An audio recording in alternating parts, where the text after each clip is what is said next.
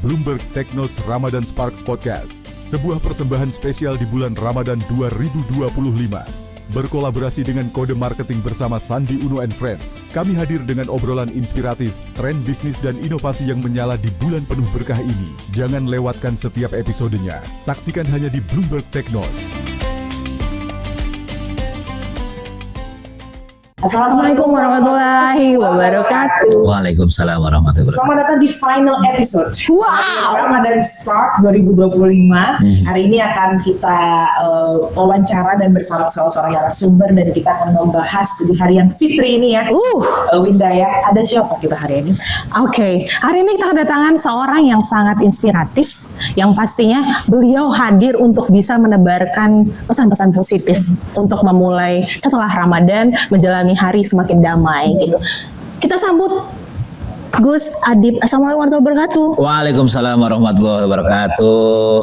Terima kasih ini atas undangannya itu Mbak Winda sama Mbak Sisi, luar biasa. Saya ini sejak bulan akhir Juli tahun 2024 dilantik oleh Bapak Menteri menjadi Kepala Pusat Kerukunan Umat Beragama.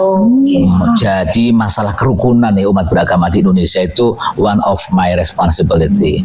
Nah, Kepala Pusat Kerukunan Umat Beragama ini di lembaga di bawah Menteri langsung ini, tetapi kemudian bertanggung jawab lewat Sekjen. Jadi ini kayak think tanknya Pak Menteri lah gitu. Lembaga ini kan terkait dengan kerukunan kan penting sekali ya. Kalau terjadi apa-apa kan sangat ngefek banget.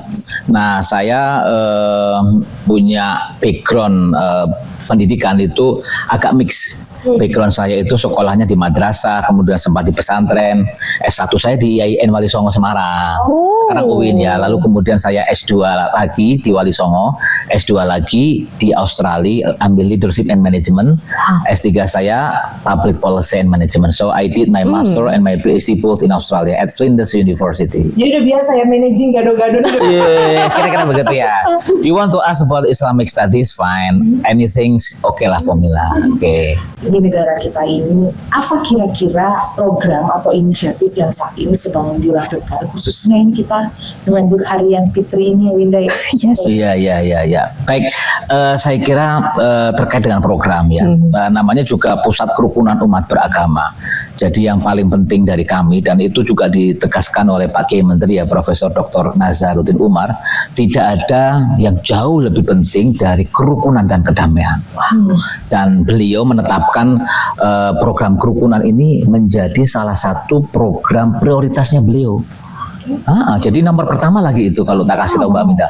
Jadi nomor itu kan ada Asta Cita, itu milik Presiden. Karena Asta Protas, Asta itu berarti kan 8 program prioritas milik Menteri Agama Profesor Dr. Kiai Haji Nasaruddin. Yang pertama itu adalah kerukunan dan cinta kemanusiaan. That's the first. And there will be the next about eco-theology, dan ada 6 yang lain ya. Tentu yang paling fokus bagi saya di Pusat Kerukunan Umat Beragama ini tentang kerukunan dan cinta kemanusiaan itu sendiri. Dan salah satu program yang selalu saya sampaikan, tentu salah satu visi Pak Kiai Menteri itu kan internasionalisasi ya. Saya ingin sekali menjadikan negara Indonesia yang saya cintai ini menjadi referensi dan destinasi dunia terkait dengan kerukunan umat beragama. Saya ketika dilantik itu 100 hari program saya PKUB Go International. What does it mean? It means we are going to bring Indonesia as the reference and destination for the world in terms of religious harmony. Gitu. Oke.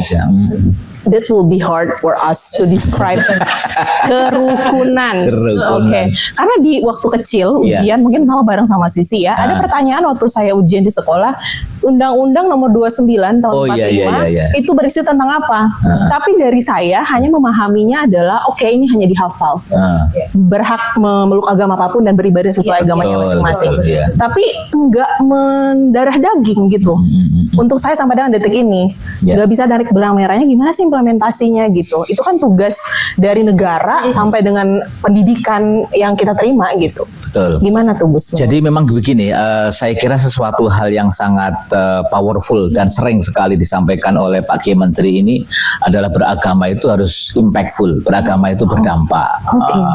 Jadi kalau Anda beragama itu harusnya Anda bisa tidak saja memahami agama Anda, berarti itu kan semak kognitif ya. Tetapi even more than that, bagaimana agama itu dipahami, menjadi inspirasi, kemudian itu menjadi habit, kebiasaan.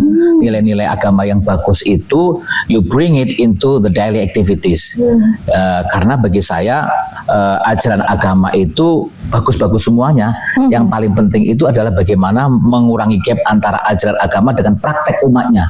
Semua ajaran agama mengajarkan cinta, kasih sayang, budaya tepat waktu, budaya bersih, anti korupsi semuanya. Tapi kan di lapangan masih sering kali terjadi. Bagaimana lalu itu Pak Menteri itu mengatakan beragama itu harusnya berdampak impactful dalam daily activities kita. Jadi ketika kita beragama harusnya we have to bring those values into our actions. Jadi ajaran agama itu bisa dilihat dari aktivitas kita sehari-hari. Jadi kayak ajaran agama itu bisa dilihat dari tingkah lakunya gitu loh. Dan itulah kalau dari ajaran kami dari Nabi besar Muhammad SAW itu, kalau Anda mau melihat Nabi Muhammad ajaran Al-Quran, lihat aja praktek Nabi Muhammad itu. Beliau sangat hormat sama tamu, terhadap musuhnya aja sangat dihormati dan seterusnya. Dan saya kira dakwah yang sangat luar biasa. Karena orang itu cenderung melihat melihat prakteknya. Lisanul hal afsahu mil lisanil maqal. Apa yang Anda katakan itu sebenarnya nggak berarti. Yang berarti itu evidence base-nya. Kan sering kali itu banyak an-nadzafatu minal iman, quote-nya baik-baik. Tetapi prakteknya gimana kan kira-kira begitu. Ini yang menarik. There is a lot of this. Kita nih sekarang fenomenanya terus dihadapkan dengan krisis moral ya. Oh ya, oke. Nih kita kalau baca berita belakangan ini banyak yang membuat kita ini semakin bertanya sebenarnya. Di tengah kita bangga nih membawa emblem negara kedua terbesar sebagai negara Muslim dan tadi ya based on perilaku ternyata semua itu. Ini gimana kita mengadres situasi ini sebetulnya? Ya saya kira internalisasi ajaran agama itu sendiri ya. Kan Kiai Menteri sering mengatakan ya keberhasilan Kementerian Agama itu ketika kita mampu mendekatkan umat beragama dengan ajaran agamanya itu. Jadi umat beragama tidak berjarak lagi dengan ajaran agamanya. Semakin dekat umat beragama dengan ajaran agamanya masing-masing, and we know that every single religion itu teach us a good things ya. Pasti impact-nya itu mereka perilakunya akan mencerminkan nilai agama itu sendiri.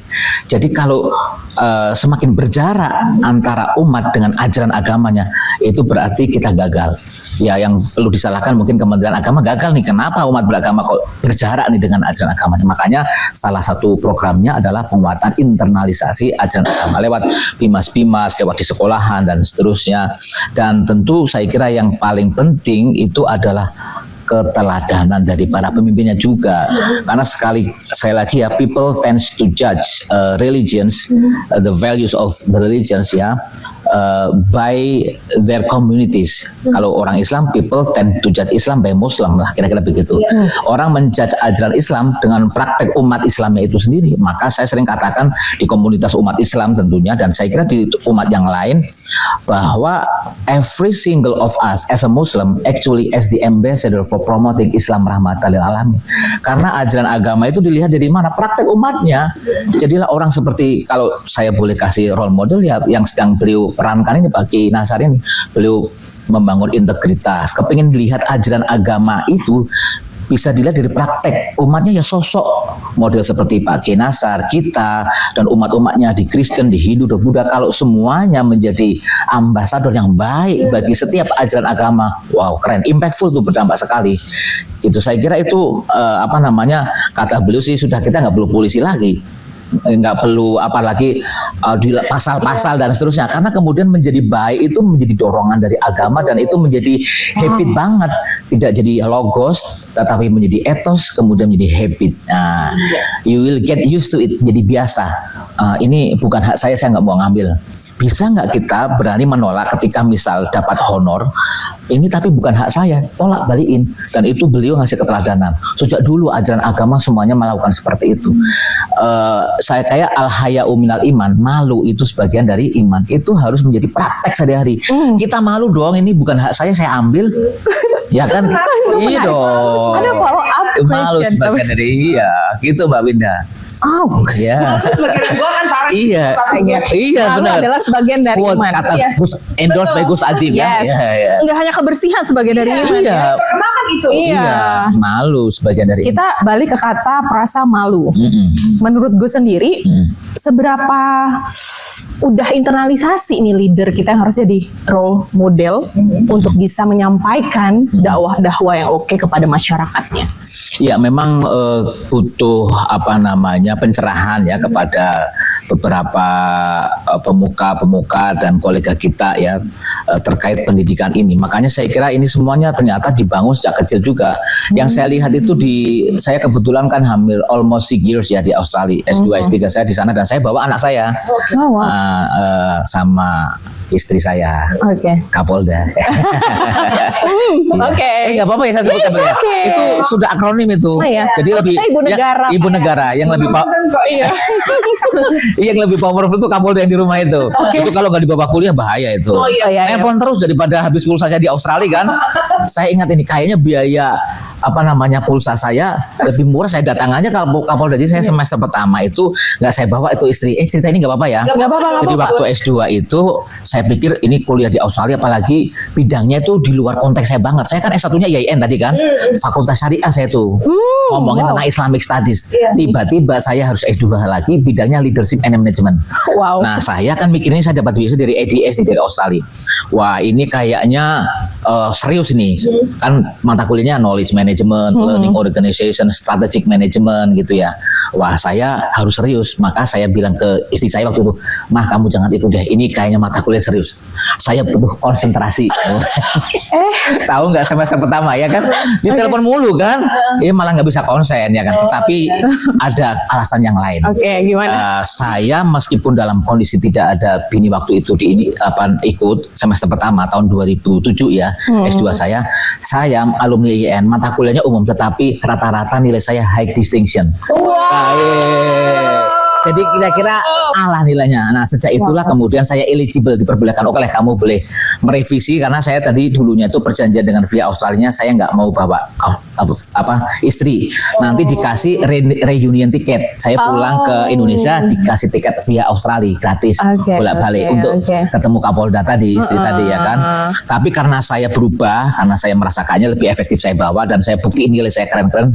Akhirnya saya bawa semuanya. Kerukunan dalam betul. Iya. Internalisasi tadi. Internalisasi. Tadi ngomong-ngomong saya mau jawab apa ya? Masalah budaya malu tadi. Iya. Di Australia itu kan saya bawa tuh anak-anak saya sejak kecil itu ya.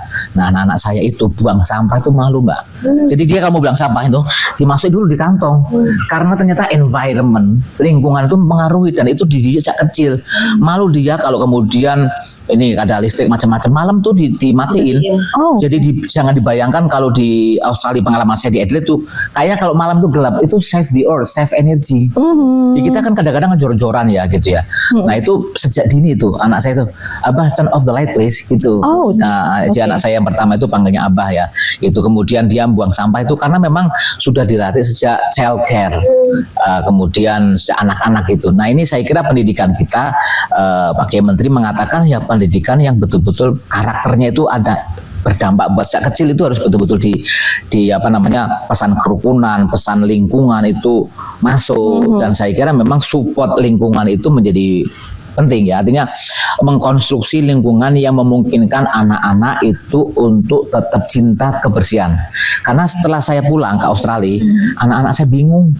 Bingungnya kan kayaknya di semua tempat itu kan sampah. Jadi kata anak saya, kayaknya everywhere rubbish bin ya. Jadi saya boleh buang sampah sembarangan.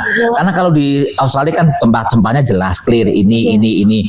Dan memang ada budaya malu. Jadi diciptakan betul, malu dong saya mau buang sampah sembarangan itu. Malu dong saya nggak antri tiba-tiba nerobos. Itu kebentuk gitu loh. Sama seperti saya giveaway ya. Jadi kalau saya driving di Australia itu ada giveaway ya. Jadi salah satu yang saya rasakan nikmat banget ya dalam kehidupan itu adalah ketika nolong orang lain. Salah satunya adalah memberikan jalan orang lain untuk muter atau jalan yang mestinya itu hak saya gitu. Tapi saya prioritas silakan jalan dulu. Itu mereka itu terima kasihnya itu nampak di kaca mobilnya tuh. Itu. Di sana kan nggak terbiasa pakai ngebel ya, ting-ting itu nggak seperti klakson kan. Nah itu kebahagiaannya sangat luar biasa. Kalau di kita kan nggak, jangan dikasih biar nggak usah lewat. Kira-kira begitu ya. Kita pakai trobo sih Pak. Iya, trobo. itu pejabat ya.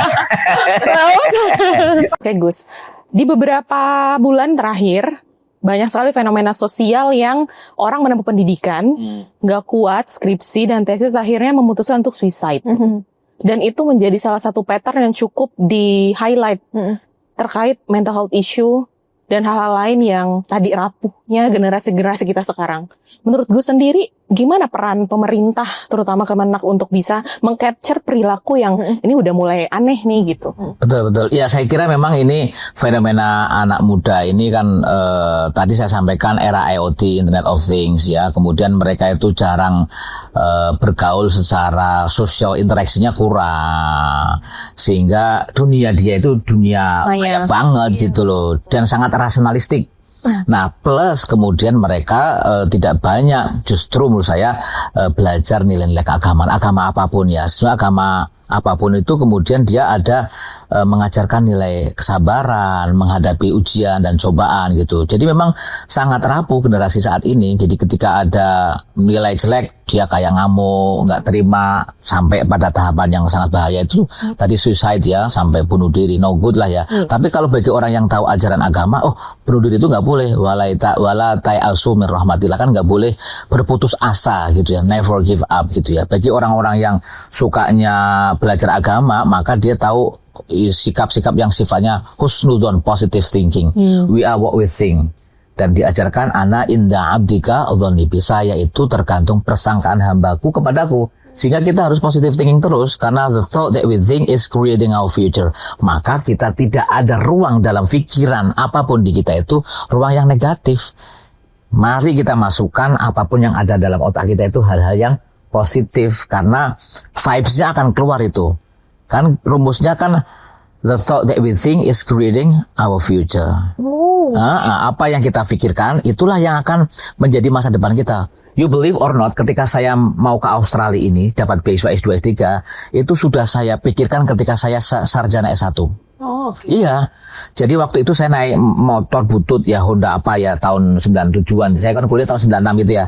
Saya terinspirasi salah satu dosen saya pulang dari, waktu itu beliau bukan alumni Australia. Ini inspirasi dan juga motivator saya, namanya Profesor Dr. Qadri Azizi almarhum ya. Beliau alumni Chicago University Amerika. Tapi saya nggak tahu, cenderungnya lebih suka Australia, lebih dekat gitu ya. Nah saya kepingin, ya Allah, kepingin seperti beliau ini, almarhum Pak Qadri, bisa studi S2 S3 ke luar negeri. Lalu saya pasang itu gambar kanguru, hewan kanguru di Australia, karena saya pingin ke Australia. Ya Allah ya Tuhan, aku kepingin belajar ke negara ini. Ternyata kan terkabulkan, meskipun cukup delaynya agak lama. Karena Tuhan itu mengabulkan doa kita, tidak harus cash in hand, begitu selesai langsung bisa studi S2 S3. Itu ada dimensi kesabaran, karena saya ada belajar agama di situ. Nah, kekurangan dari teman-teman itu pertama positive thinking, husnudzon, sabar tadi. Berprosesnya tuh nggak mau, lihatnya proses jadinya. Orang kan melihat saya kan instan jadi, enak banget ya Gus Atib ya, udah ganteng, alumni PhD Australia, misalnya gitu. Iya benar. Lo mereka tahu painfulnya saya. Iya betul. Benar. Iya kan, ya itu. Nah ini tadi kan ada kata-kata instant gratification ya, sukanya kesenangan yang gampang. Berarti kita juga harus menjabarkan kepada orang-orang di luar sana ada delay gratifications nih, di mana itu proses sabar harus diterapin. Persis, proses sabar, berproses ya. Kemudian di situ itu ada naik dan turun, dan disitulah peran agama di situ kan. Di situ tuh ada kayak hidup itu kan kayak roller coaster. Nah makanya iman kita juga itu yazidu wa yanqus. Yazid itu naik, wa yanqus tuh turun. Ya kayak handphone kita kalau perlu dicas juga kan. Nah ketika anak-anak jarang dicas nilai-nilai keagamaan, dia hawanya emosi, rasional dia, ya kan? Emosi-emosi aja. Kalau kemudian anak-anak dilatih dimensi kesabaran ya dan seterusnya, nilai didekatkan tadi dengan umat, dengan ajaran agamanya, tidak berjarak, maka sebetulnya orang tuh mudah untuk diajak menghadapi realitas kehidupan yang tidak asik-asik. Kan tidak semua kehidupan itu sesuai dengan apa yang kita inginkan. Betul. Ana urid anta turid wallahu ya'lamu ma yud. Kita ingin ini itu, tapi Tuhanlah yang menentukan. Kalau orang beragama kan begitu, jadi enak, adem. Whatever the problems, keep peaceful, tenang, damai. Banyak zikir, santai gitu. Nah, iya. Gini nih Gus, masalah yang sering banyak dihadapin di era sekarang, terutama media sosial. Kalau ada teman kita yang galau, tiba-tiba kita kasih surah Al-Quran, maka dia akan semakin marah. Betul. Gimana caranya untuk membumikan problem pribadi. Jadi temukan juga kok. Jadi, iya, jadi dia makin marah gitu, kayak gue nggak butuh ini nih gitu. betul. Jadi mereka itu ada namanya practical solution. Jadi solusi yang sifatnya praktis. Oke. Jangan dikasih ayat-ayat kayak An-Nadzafatu minal iman, hadis, misalnya ayat-ayat itu. Jadi sesuatu yang betul-betul konkret. Ya. Iya gitu. Contohnya misalkan ketika belum itu kan, ayo baca Quran ya memang bukan begitu, ada stepnya. Iya betul. Dari membaca Al-Quran itu. Gue lagi nggak punya duit. Iya. Kasih ayat Al-Quran sabar gitu. Jadi stepnya itu ketika ngomongin Al-Quran itu diturunkan atau ajaran-ajaran agama yang lain adalah dengan praktek kehidupan yang nyata. Apa itu endurance, tahan banting, menerima kenyataan. Tuh contoh apa namanya yang ada ya, misalkan contoh beberapa praktek kehidupan orang itu begitu bisa kok. Lihatlah orang di bawah kita, misalnya begitu. You are lucky compared to the rest of the people. Contoh-contoh itu sepertinya akan ini. Mungkin Anda sedang dapat problem, tetapi ada yang berhak lebih problemnya lebih besar dari Anda. Contoh, teman-teman kita di Palestina problemnya lebih besar. They don't have house. Anaknya pada meninggal. Anda masa dikasih kayak gitu aja kok galau gitu misalnya. Jadi jangan dikasih ayat dulu gitu. Penjelasannya juga rasional. Kadang saya begini juga. Saya kan di kompleks perumahan itu ketua RT juga loh saya ini. Ketua RT sempat ya karena beberapa bulan yang lalu saya sudah tidak lagi minta jangan dipilih lagi. Saya multi talenta ya Pak. Saya ketua Banyak organisasi. saya ketua DKM nih. Sekarang masih ketua DKM. Oh my god. Iya, jadi ketika saya ketua DKM kan saya tahu juga dinamika problem keumatan. Iya benar. Di tempat saya itu ya.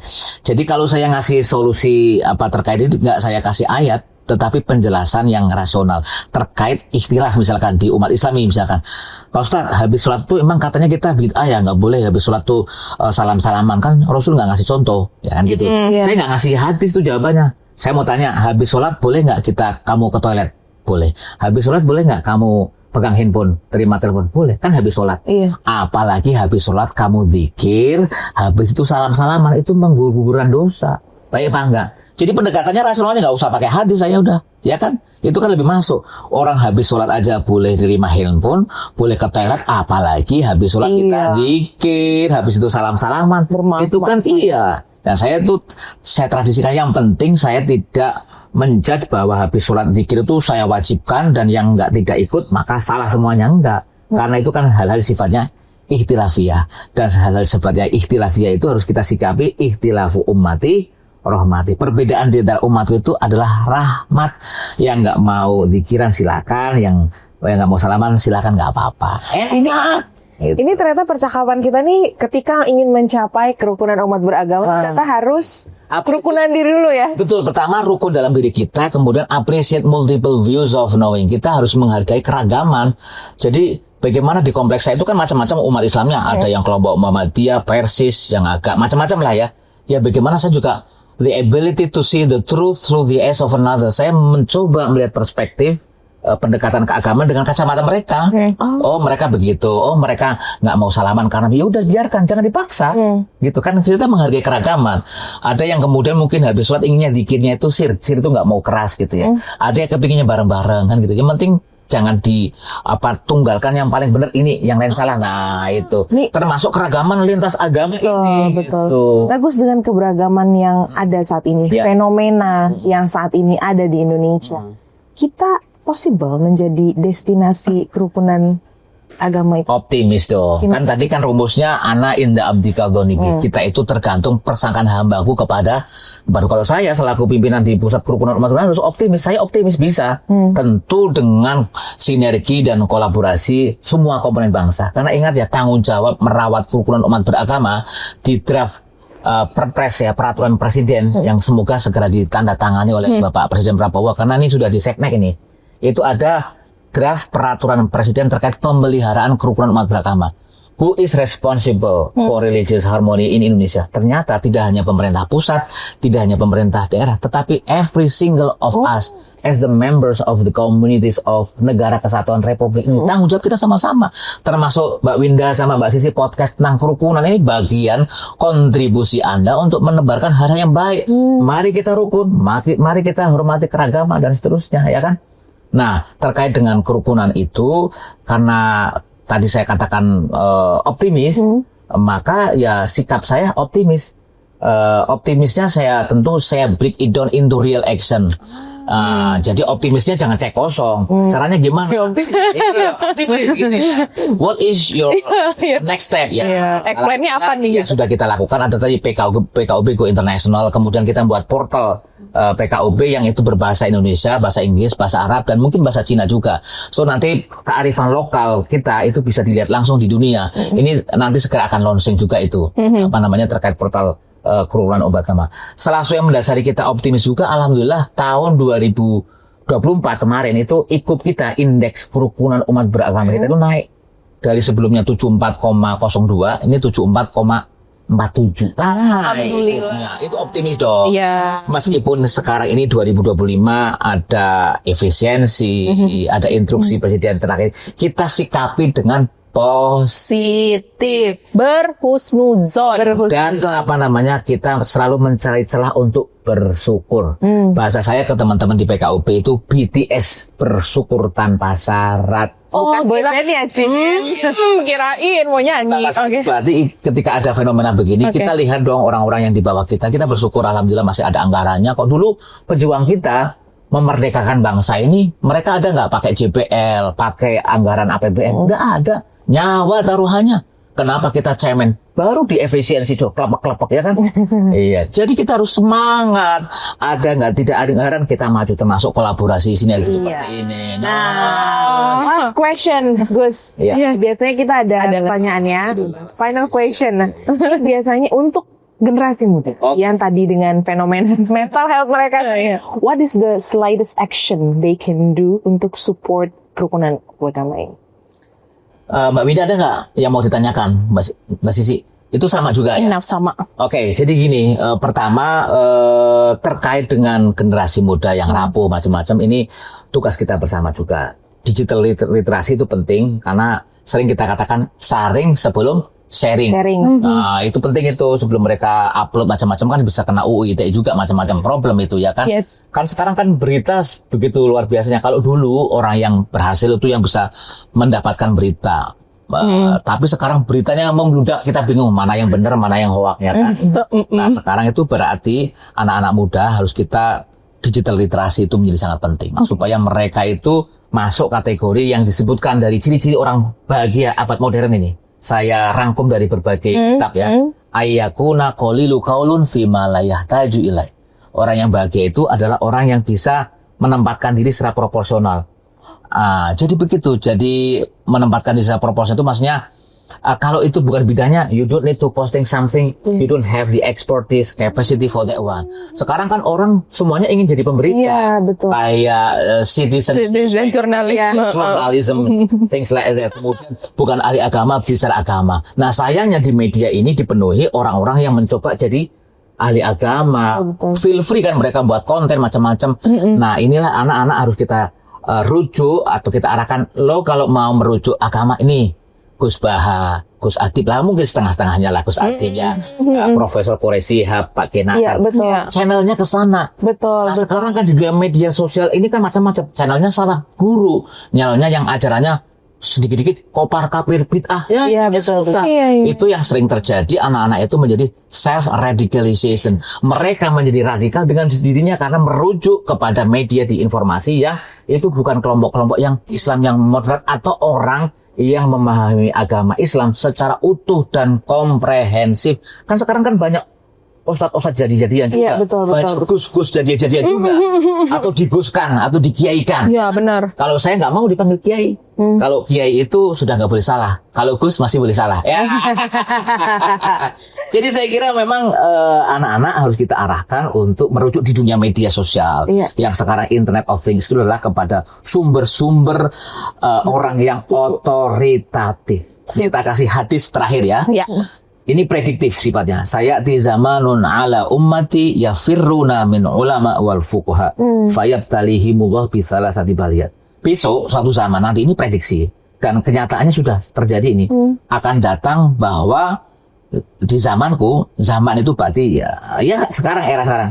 Ala ummati, di umatku, orang itu dijauhkan dengan ulama sesungguhnya.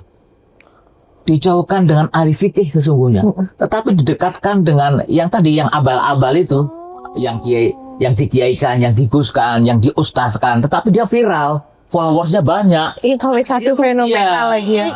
Nah, that's the problem. Maka kalau itu terjadi, maka akan ada 3 bala akan turun. Pertama, yang paling bahaya, yusallitullah bisultanin dzalimin. Allah, Tuhan akan kasih pemimpin tapi zalim. Dia memimpin tetapi he don't think about their communities. Dia nggak mikir rakyatnya, mikir dirinya, korupsi lah, memperbaiknya. Naudzubillah ya, diberikan pemimpin yang zalim. Yang kedua, kalau ini terjadi, orang dijauhkan dari para ahli agama yang sebenarnya, salah satu bencana yang akan terjadi adalah yarfa'ul barakah min kasbim. Allah angkat keberkahan dari kerjanya. Gajinya udah ratusan juta, tapi korupsi.